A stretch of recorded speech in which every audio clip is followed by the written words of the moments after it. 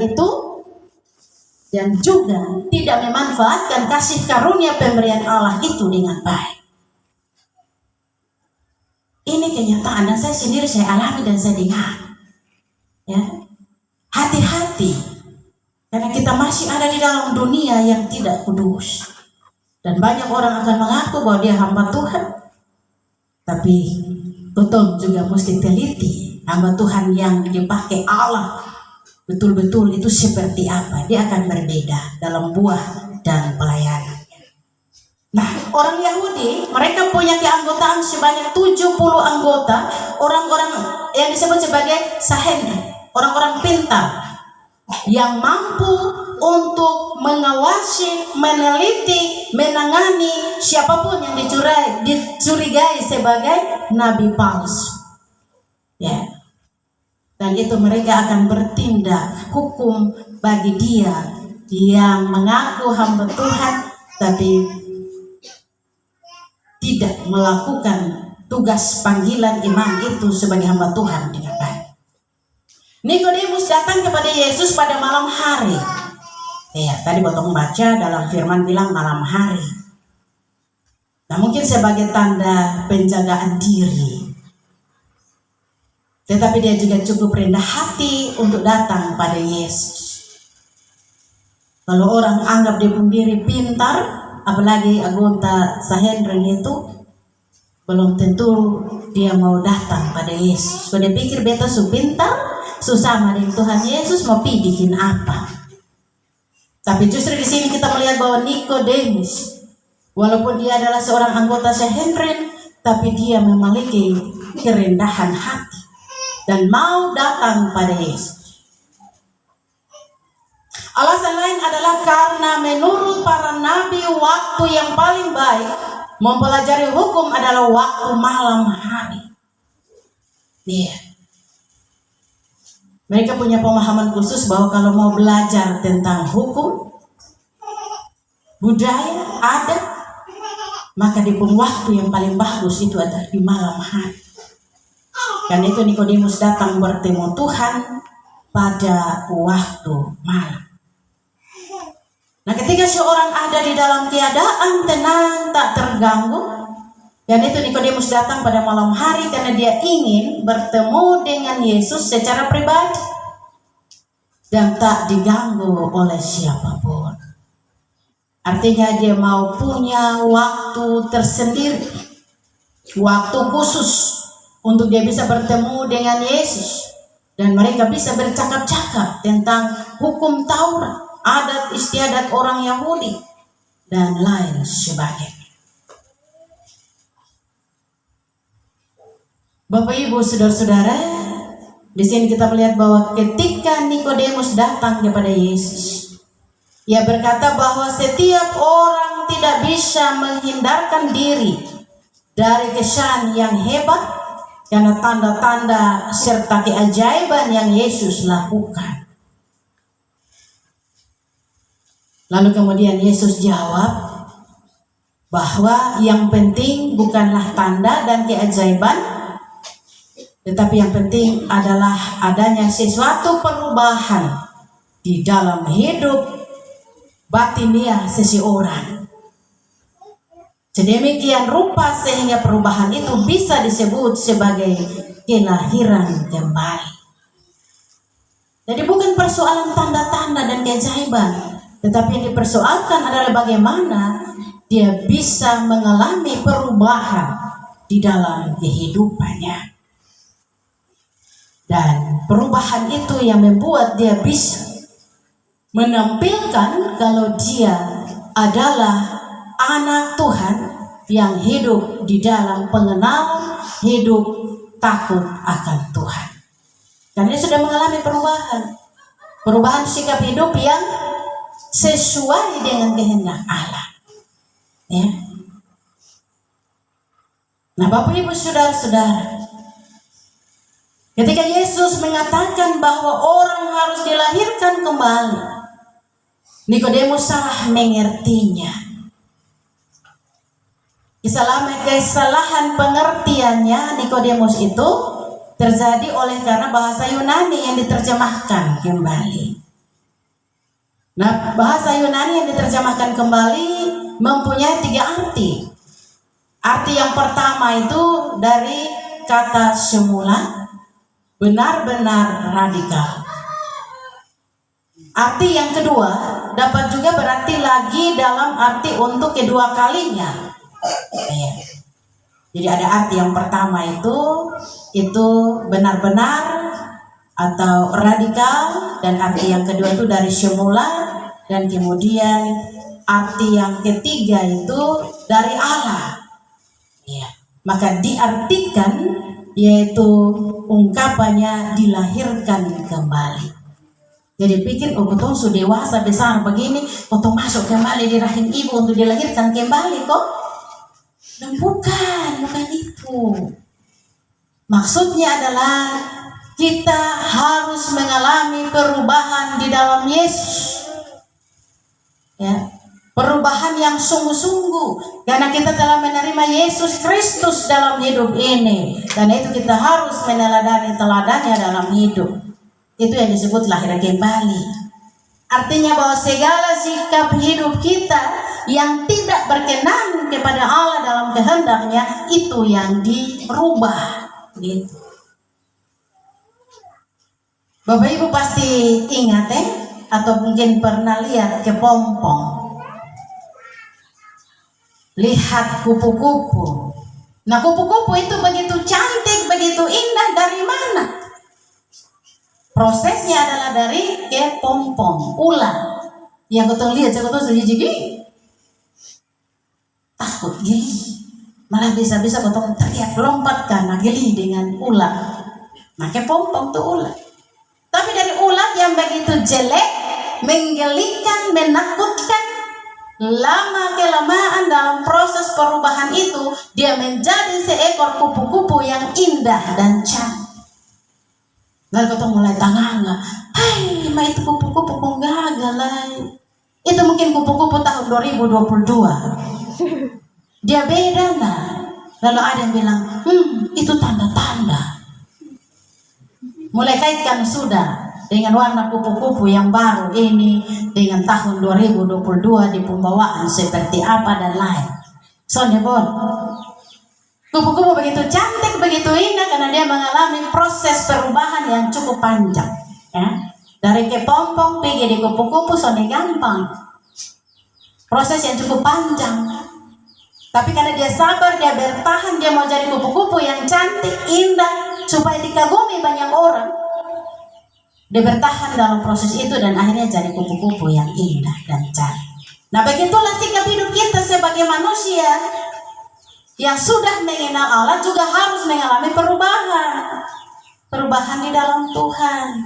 Seluruh keberadaan hidup kita mencerminkan kalau botong anak-anak Tuhan. Ya. Dalam perkataan, dalam perbuatan, dalam tingkah laku, dalam apa lah? Dalam pergaulan dan lain sebagainya. Menunjukkan bahwa kita telah mengalami perubahan di dalam Tuhan dan mau hidup berkenan kepada Tuhan. Tapi jangan terlalu sok suci juga. Bisa suka sendia. Itu biasa ketong kalau lihat orang susun suka potong pembibir yang kamuka.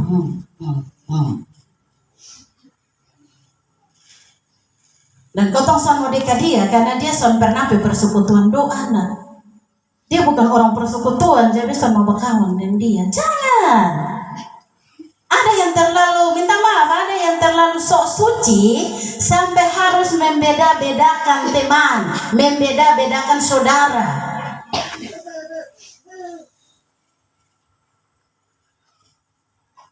Dan tidak mau hidup bergaul dengan dia karena dia bukan orang persekutuan doa. Jadi kita bakalan hanya dengan orang persekutuan doa sah. Itu sok suci. Ya, sonde boleh. Son boleh membeda-bedakan juga. Justru Anda harus menjadi contoh yang baik. Bergaulah dengan dia, kawan. Ada waktu nak jalan-jalan pergi di Tanah Merah kok. Hari Sabtu begitu. Atau potong jalan-jalan di Mall Batu. Nah, ini tempat Mall Batu. Mall Batu tuh di mana? Pabrik kok? Sonde, bukan pabrik, Mall Batu. Nama tempat, jurusan mau di Tilongkuat. Pokoknya di Tilongkuat Ada apa di situ? Mari kotong pergi, kau duduk sama-sama menyanyi. Di situ ada bagusnya karena ada kebersamaan di dalam Tuhan, memuliakan nama Tuhan. Tetapi kalau Anda memisahkan diri dari Dia, lalu bagaimana Anda mau menjalankan tugas dan peran sebagai seorang hamba? Carilah dan larang pula mereka. Karena kita yang sudah mengalami perubahan, kita menunjukkan perubahan menurut karakter Yesus itu yang ada dalam dirinya kita. Ya, kita bisa merangkul mereka yang lemah, merangkul mereka yang tak berdaya, ibarat kita yang kuat menjadi kuat bagi yang lemah. Ya, tapi kalau potong suku bikin pemisahan, mulai bikin kelompok-kelompok tertentu, kasihan, nanti dia ke mana? Begitu karena itu potong belajar supaya potong menjadi kawan yang baik sehingga diberkati dan menjadi berkat. Nah, Bapak Ibu Saudara-saudara yang dikasihi dan diberkati Tuhan, yang dinyatakan, yang dikatakan di dalam firman ini menyangkut dengan kelahiran kembali adalah itu mengalami perubahan, ya, perubahan sikap hidup, meneladani karakter Yesus dalam diri ini. Artinya kita menjadi orang Kristen yang sungguh-sungguh mau hidup. Ketika ada saudara kita misalkan yang sakit, dia membutuhkan kita untuk ada, bagaimana kita turut merasakan penderitaan sakit yang dialami, yang orang bilang berempati itu, ya kita harus ada dan harus bisa seperti itu. Kita juga bisa turut merasakan apa yang dia rasakan. Nah, tadi Mama Naif baru bersaksi dengan oma yang sakit. Nah, itu menunjukkan bagaimana anak bisa berempati, merasakan apa yang dirasakan oleh seorang ibu karena ikatan batin. Atau ketika ada saudara kita yang punya pergumulan hidup yang teramat berat, yang dia tidak sanggup lagi, maka kita harus ada di situ sebagai teman curhat. Ya, yang penting sahabat terjaga Bapak itu curahan isi hati atau curhat itu jangan tiba ember lah ya. Makanan tak balik, kotong dengar curhatan kawan pun isi hati, botong datang botong pi jadi mulugram lah. Semua orang pada tahu, itu satu. Ternyata dia ada begini dan begitu. Ya, tidak boleh. Bagaimana kita menjadi seorang teman yang sungguh-sungguh mendengarkan penderitaan saudara kita. Pulang kita doakan dia. Ya. Terus menerus, bukan cuma doa sekali lalu bilang sudah besok dia akan ulang-ulang, jangan tenang sah. Padahal dia berdoa kasih itu hanya pas dan doa bakatumu, asusan bakatumu mulai untuk berdoa mah. Dia pun cerita rahasia sudah jadi rahasia, bukan cerita rahasia lah itu sudah umum. Ya. Ini sonde baik. Saya harus omong ini karena kita anak-anak Tuhan, ya. Oh, ini Mike sono beba omong nih kok. Padahal dari semangat nih. Ganti mic yang baik apa? Pakai kiri. Biar Mike sono beba omong lain, ada mic lain nah. Iya. Jadi kita juga harus, ya kembali saya bilang, harus menjadi saudara sahabat yang mau mendengarkan keluh kesah penderitaan sesama kita. Ya, yang penting betul bisa saling menjaga rahasia. Nah teman yang kau mau pilih untuk curhat Julia bapak dia bisa jaga rahasia kosong deh. Jangan sampai tak salah curhat di dia kemudian dia piju dia jadi mulugram lain maka. Sabantar botong dua pun persahabatan susung sama lagi ke pompong. Ada lagu namanya itu persahabatan sama ke pompong. Ya, akhirnya dua putus hubungan dalam persahabatan ini dan membuat permusuhan di antara mereka. Ini juga sesuai dengan firman Tuhan. Ya. Nah, Bapak Ibu Saudara-saudara, ada banyak hal lagi yang kita alami dalam kehidupan ini. Tetapi saya hanya bilang begitu, yang banyak-banyak Bapak Ibu pulang renungkan dan mulai sudah. Ya. Nah, Bapak Ibu Saudara-saudara, kembali kita melihat bahwa ide tentang kelahiran kembali yang tertulis di dalam seluruh perjanjian baru. Petrus pernah berkata-kata tentang dirinya yang ditahirkan kembali oleh anugerah Allah yang besar. Satu orang baca kasih tahu dulu di pertama Petrus pasal 1 ayat 3. Pertama Petrus pasal 1 ayat 3, dengan perikop pengharapan iman dan kasih. Ayat yang ketiga, terpujilah Allah dan Bapa Tuhan kita Yesus Kristus, yang karena rahmat-Nya yang besar telah melahirkan kita kembali oleh kebangkitan Yesus Kristus dari antara orang mati kepada suatu hidup yang penuh pengharapan. Iya, itu menjadi kesaksian dari Rasul Petrus.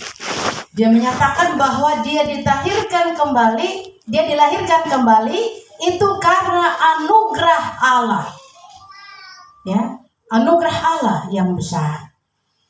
Dan dia bicara tentang kelahiran kembali bukan dari benih yang fana, tetapi dari benih yang tidak fana. Paulus berbicara tentang orang Kristen sebagaimana orang yang mati bersama Kristus, dan yang kemudian bangkit ke dalam kehidupan yang baru. Ya, itu tercatat ada di dalam Roma pasal 6 ayat 1 sampai 11. Nah, nanti pulang baru baca itu di rumah. Ini PR. Pekerjaan rumah. Dan pada sebentar pulang sudah ada PR, beta kasih PR. Tanda di situ pulang baca. Nah, nanti ketemu di mana baru kasih tahu. Nah, ini juga berbicara bahwa orang-orang baru saja menjadi Kristen. Sebagian para bayi di dalam Kristus, yaitu orang-orang yang belum dewasa di dalam Kristus. Nah, jadi yang masih bayi itu ibarat dia yang orang-orang belum dewasa dalam Kristus itu dia ibaratkan seperti bayi. Ya, kalau bayi kan dia tidak bisa apa-apa. Dia harus menunggu tindakan dari seorang ibu. Tetapi kalau yang sudah dewasa di dalam iman, maka dia akan terus mengalami pembaharuan di dalam hidupnya. Ya, dia bisa menunjukkan itu dalam karakter pribadinya. Sehingga ketika dia keluar untuk memberitakan nama Tuhan, dia pulang pun juga dia membawa damai sejahtera, sukacita di dalam hidup dan keluarganya. Tapi ketika kalau dia pergi, dia bilang beta pi pelayanan, beta pi melayani. Tapi dia pulang, dia turun dari mobil sampai masih di pintu jalan, dia teriak, ama babi, mari ame barang. Apakah ini seorang hamba Tuhan? Bagi beta itu bukan hamba Tuhan, itu nabi palsu, iblis. Karena telah mencela nama Tuhan, ya, memakai nama Tuhan untuk kepentingan pribadi, tetapi tidak memaknai, ya, tugas panggilan hamba Tuhan itu seperti apa. Makanya saya bilang kalau orang seperti itu dia ketemu beta sebentar ini besok lapisan dia. Iya, sok suci, ya. Dia adalah hamba Tuhan di pelayanan, tapi pulang turun dia pun suami pun nama ama babi. Lalu kemudian minta maaf. Ini kenyataan saya dengar dan saya harus omong di sini. Supaya Bapak Ibu jemaat Tuhan yang duduk di persekutuan doa sode boleh meneladani orang seperti ini. Memakai nama Tuhan peleder diri. Tetapi sesungguhnya perbuatannya itu jelek, aib, dosa. Iya. Pakai nama Tuhan, pergi melayani, pulang turun dari pick up, bolong masuk sampai rumah teriak, ama babi, mari ame barang. Lalu mulai kasih telanjang suaminya, minta maaf. Mulai bahasa-bahasa kotor keluar, betul terima bersih-bersih. Nah, ini hamba Tuhan begini, bagi saya itu bukan, itu nabi palsu. Iya. Dan kalau seandainya dia bertemu saya bilang berhenti, sudah jangan pakai nama Tuhan, kau bikin malu-malu, pakai nama Tuhan untuk peleder diri, tapi tidak menjiwai nama hamba Tuhan itu yang karma. Dan ada seperti ini, makanya saya bilang. Dan saya tidak mau anggota persekutuan dimanapun seperti ini. Dia harus menunjukkan karakter pribadi sebagai murid Yesus yang mengalami pembaharuan diri. Ingat, kasih karunia yang diberikan Allah itu gratis. Allah tidak minta harus bayar sekian-sekian. Karena itu manfaatkan kasih karunia itu dengan baik. Jangan menjual nama Tuhan peleder diri, tapi kemudian dibalik daripada itu, perbuatan sikap hidup Anda tidak sesuai dengan kebenaran firman Tuhan. Ya, mumpung belum terlambat, karena itu saya omong ini di sini. Supaya jangan ada saudara-saudaraku yang berperilaku seperti seorang hamba Tuhan ini. Saya tidak sebutkan nama. Tapi suatu saat kalau Tuhan izinkan, pasti Bapak Ibu hamba Tuhan di sini pun juga bisa dengar dan tahu hamba Tuhan itu siapa. Ketika sakit, Tuhan mau nama penuh di mulut. Bayar repotkan banyak saudara-saudara untuk mengurus dia yang sakit. Karena rasa kepedulian, rasa empati yang besar yang ada dalam diri saudara. Karena mereka ini adalah memiliki hati seorang hamba yang penuh kerendahan, mau menolong sesamanya ini. Tapi ketika dia sembuh, mana kok dia toyame di saudara, ya tadi tolong sendiri. Susah dia pinjak lah tempat persekutuan yang waktu itu menopang dia di dalam doa dan pergumulan. Mulai berdiri sendiri pakai nama Tuhan, mulai jalan jual nama Tuhan hanya untuk dia pun pribadi. Dan kalau itu jemaat saya suruh dia berhenti sudah. Tapi saya bukan jemaat saya. Nah ini yang saya mau omong di sini, supaya kita sungguh-sungguh mau mengalami perubahan hidup di dalam Tuhan itu yang seperti apa. Karena kita anak-anak persekutuan doa, anak-anak Tuhan yang dikasihi oleh Allah dengan begitu luar biasa Allah mengasihi kita. Ya. Sebenarnya betul, ini son ada apa-apanya di hadapan Tuhan. Son ada arti. Tapi hanya karena kasih dan anugerah Allah, Allah jaga kotong ini seperti biji matanya Allah sendiri. Amin. Amin. Terbukti hari ini potong masih ada begini, masih sehat, masih kuat. Itu karena apa? Karena kasih anugerah Allah. Begitu Allah mencintai kita dengan begitu luar biasa. Karena janji penyataan ilahi Allah itu nyata. Bahwa dia tidak akan membiarkan kita sendiri melewati perjalanan hidup yang berat dengan penuh pergumulan. Tapi justru dia siapkan bagi kita orang-orang khusus yang akan menjadi alat yang berguna untuk membantu kita melewati masa sukar sulit hidup ini. Karena itu kita belajar untuk kita menjadi anak-anak Tuhan yang mau mengalami pembaharuan di dalam hidup ini, mau hidup seperti yang dikehendaki oleh Tuhan. Seperti Nikodemus, orang kaya, Sanhedrin.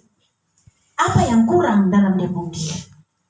Tapi dia mau cari itu adalah bagaimana dia hidup menurut kehendak Allah. Itu yang dia cari.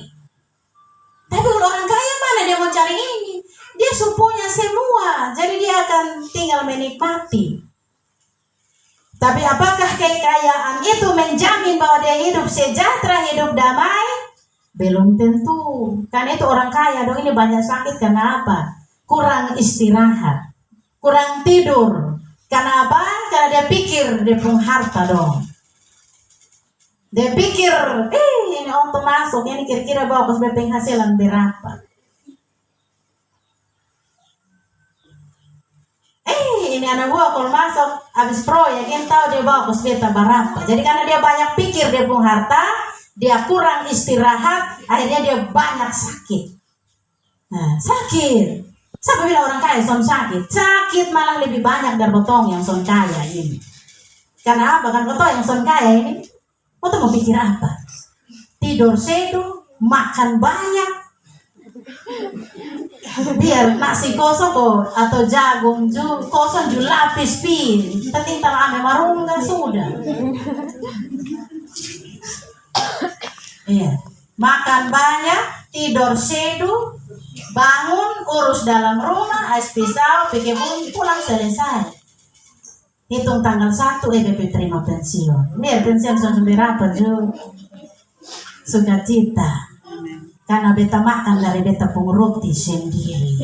Sampai makan orang lain pung roti. Amin toh? Amin. Orang lain pung roti biar empuk, enak, manis karena dia pakai gula tinggi. Tapi berbahaya. Gotong makan bukan bawa gizi di gotong pung tubuh, malah bawa racun. Jadi dia makan gotong pung roti sendiri biar keras dunia baik. Kan kau yang bikin sendiri. Mungkin gotong kurang taruh firmipan, jadi dia terlalu res. Ada yang bilang, ih jangan terlalu manis, teh manis justru enak, pas-pasan. Nah, taruh mentega juga pas-pasan, jadi dia res datang juga pas-pas, som tapoa. Ada yang taruh pilar lewat pan, kok tapoa, akhirnya tahu jadi roti, gua apa sendok, pakai sendok. Tapi dia makan enak. Kok dia roti sendiri nih? Apa roti? Ya dia roti. Karena itu firman Tuhan juga bilang, makanlah rotimu sendiri. Ada satu firman bilang begitu, lupa. Nanti baru pulang tolong cari ya. Nah, tapi firman Tuhan dengar ada bilang begitu. Lebih baik makan roti kita sendiri daripada makan roti orang dengan percuma. Ya. Nah itu dia. Kan itu ketong belajar supaya ketong juga menikmati ketong pun berkat sendiri daripada ketong rampas orang pun berkat. Pada Tuhan sulimpahi ketong pun berkat sendiri mau ketong sampai rasa puas. Masih piko makara rapat orang pun berkat lain. Nah minta maaf ini beta harus ngomong begini karena beta juga begitu. Iya, Bapak Ibu Saudara ketong belajar semua. Ya, firman ini kas belajar ketong. Bukan berarti beta pendeta beta subetul, besu benar, besu sempurna sonde. Mana nanti besok beta pi coba tuh bilang, oi, mari dong. Itu hari yang lu di Salom, di Lonkoat itu, lu suka tahu jemaat, dong sudah ke belum? Nah, lu besok kasih tahu Bapak. Oh, malu kasih tahu sekali saja, di sana bisa. Masuk. Malaikat mau tarik sudah pi di yang APK kan pi sudah. Saya bilang pendeta masuk surga, masuk neraka. Nah, karena itu beta cuma belajar. Kotong belajar semua supaya kotong bisa mengalami yang namanya hidup baru di dalam Tuhan seperti apa dan bagaimana. Ya, yang itu firman Tuhan sore hari ini mengajari kita supaya kita semua belajar. Bukan beta yang sempurna lalu beta kes belajar bapak mama beta sonde, kotong semua. Kotong mau belajar dari Nikodemus. Juga kita belajar dari Petrus yang menyaksikan akan kasih dan anugerah Allah dalam dompung hidup. Bahwa kalau mereka bisa hidup menikmati kehidupan ini dengan damai sejahtera dan sukacita, itu hanya karena anugerah daripada Allah. Bukan karena hebat dan kuatnya mereka sebagai orang-orang pintar atau orang-orang yang berkelimpahan berkat. Tidak. Tetapi hanya karena anugerah Allah. Dan karena itu perubahan benar-benar radikal terjadi di dalam kehidupan seperti sesuatu yang mengalami kelahiran baru. Dan perubahan itu adalah sesuatu yang terjadi di dalam jiwa dan yang hanya bisa dijelaskan dengan kelahiran kembali sekali lagi di dalam hidup ini. Dan seluruh proses perubahan itu bukanlah karena kemampuan manusia, sebab perubahan itu terjadi karena anugerah dan kuasa Allah. Kotong mau berubah, tapi kalau kotong minta Tuhan berkarya, maka perubahan itu belum tentu terjadi. Amin. Kita mau berubah, tapi kotong juga harus meminta karya Roh Kudus berkarya sehingga kita bisa mengalami perubahan itu. Ya. Orang sudah bisa gampang berubah, apalagi kalau dia sudah hidup mendarah daging dengan sesuatu yang membuat dia nyaman. Dia mau berubah butuh waktu. Nah kalau itu kotong yang berhadapan dengan dongju, kotong juga mesti sabar. Karena perubahan itu sudah segampang membalik telapak tangan. Dia butuh proses, dia butuh waktu, dia butuh segala hal. Terutama dia butuh didoakan. Jangan kata super malas, bungkus ambil seluruh angka buang seluruh di harak sana ke buaya dong. Jangan. Tapi sabarlah menghadapi semuanya ini. Karena tidak gampang, segampang membalik telapak tangan. Nah, sayang sekali Nikodemus mengartikan kelahiran kembali secara harfiah. Nikodemus mengakui Yesus sebagai pintu yang berkuasa, tetapi tidak mempercayai ungkapan Yesus. Tetapi yang ada di dalam sesuatu yang hatinya yang membuat dia terpuaskan, bagaimana mungkin dia yang sudah besar dan sebagai orang kaya memimpin, dia harus mengalami sesuatu perubahan. Iya harus. Dia seorang pemimpin tapi dia harus mengalami perubahan, sehingga dari perubahan itu dia menjadi contoh, dia menjadi teladan bagi banyak orang. Orang bisa melihat dia, oh dulu dia begini, tapi sekarang dia paling baik begini. Lalu orang ramai-ramai meneladani dia, ikut dia punya contoh hidup. Ya. Nah itu yang dikehendaki, itu yang kita mau. Dan kita bisa belajar dari dia hal-hal yang baik, hal-hal yang membawa nilai positif kepada kita, sehingga kita juga ikut berubah karena perubahan yang dia alami. Dan karena itu apa yang dia buat itu tidak bertentangan dengan hukum Taurat, tidak bertentangan dengan firman, dan dia membawa perubahan baik dalam sikap hidup, teladan dan contoh yang baik yang bisa ditiru oleh banyak orang. Nah, hidup dan perubahan hidup itu menurut Nikodemus sangatlah berbeda menurut Yesus atau yang dikehendaki oleh Tuhan. Nah, Bapak Ibu saudara-saudara, dari pembacaan ini ada 3 hal yang menjadi motivasi hidup bagi kita sebagai anak-anak Tuhan yang telah mengenal Allah secara pribadi, yang telah menerima Kristus hidup dan berkarya dalam utumbung hidup, dan kita mau mengalami pembaharuan di dalam Dia. Yang pertama, mulanya Tuhan menciptakan dunia dan isinya baik adanya. Hubungan ciptaan manusia dan lingkungan baik adanya. Tetapi karena dosa, kehendak dan keserakahan manusia, maka dunia menjadi tidak harmonis. Dunia menjadi penuh kekacauan. Dunia menjadi rusak, menjadi konflik, pertengkaran, permasalahan. Bahkan begitu banyak ada pengerusakan alam ini. Bikin rusak alam dengan tidak bertanggung jawab. Ada kebencian, ada kekerasan, ada bencana, dan merupakan bukti bahwa semuanya itu terjadi karena manusia telah memberontak kepada Tuhan. Manusia tidak lagi takut kepada Allah. Itu yang pertama. Yang kedua, manusia tidak lagi menjadi sesama bagi manusia, tetapi menjadi pemangsa bagi sesama manusia. Daripada dia makan kosong, ya biar kawan makan kawan. Ini tidak baik, ini tidak benar, ya. Dia tidak boleh menjadi pemangsa bagi sesama manusia, tapi justru dia harus menjadi sahabat, ya, orang terdekat yang selalu peduli dengan keadaan sesamanya, dan dia bisa meneladani teladan Yesus, terutama memiliki kerendahan hati, hidup saling mengasihi satu sama yang lain, saling menopang bukan saling mendorong untuk menjatuhkan, ya, tapi bergandengan tangan untuk sama-sama memuliakan nama Allah Bapa di surga.